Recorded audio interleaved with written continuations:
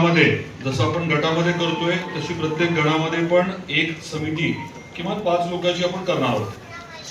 ज्यांनी या प्रक्रियेमध्ये जीव तोडून काम केलं अशी लोक त्या प्रक्रियेमध्ये पाहिजेत आणि निर्णय घेताना विकास कामाच्या बाबतीत असतील, कामं कोणाला द्यायचीच्या बाबतीत असेल किंवा ज्या काही अडचणी जे शब्द आपण दिले, प्रत्येकाने निवडणुकीच्या दरम्यान शब्द दिले ते पूर्ण करण्याच्या अनुषंगाने देखील त्या कमिटीची आणि स्वाभाविकच आहे सदस्य किंवा जो आपला उमेदवार होता पण निवडून येऊ शकला नाही त्याची ही जबाबदारी पुढच्या काळात राहणार आहे.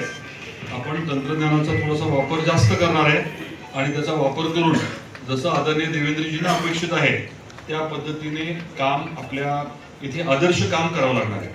आईचा आशीर्वाद आहे आणि त्यामुळे मी देखील मानतो की माझी जबाबदारी जरा जास्त वाढलेली आहे. आपल्याला हे देखील मला आवर्जून सांगायचं आहे की रणवीरना सभापती करण्याच्या बाबतीत आपलं ठरलेलं आहे, परंतु मी विचार असा केला होता की सुरुवातीला उपसभापती करून काही काळ त्यांनी अनुभव घ्यायचा आणि मग सभापती करायचा.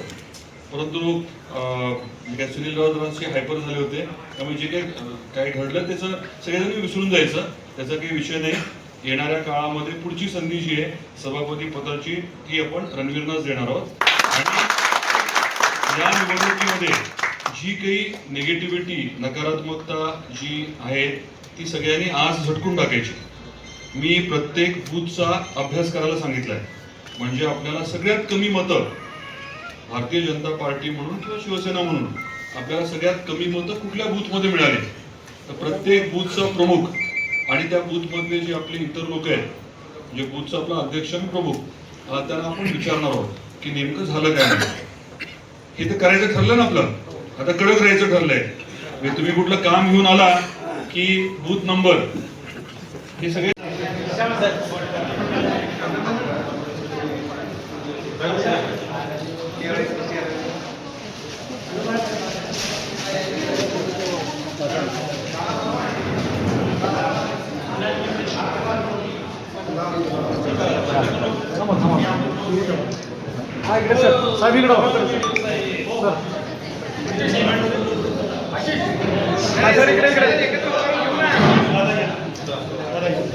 दादा इकडे दादा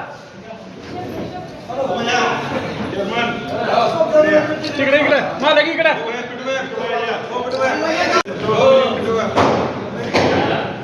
अर्धा किरण इकडे बघ, हा इकडे बघ, मामी इकडे बघ.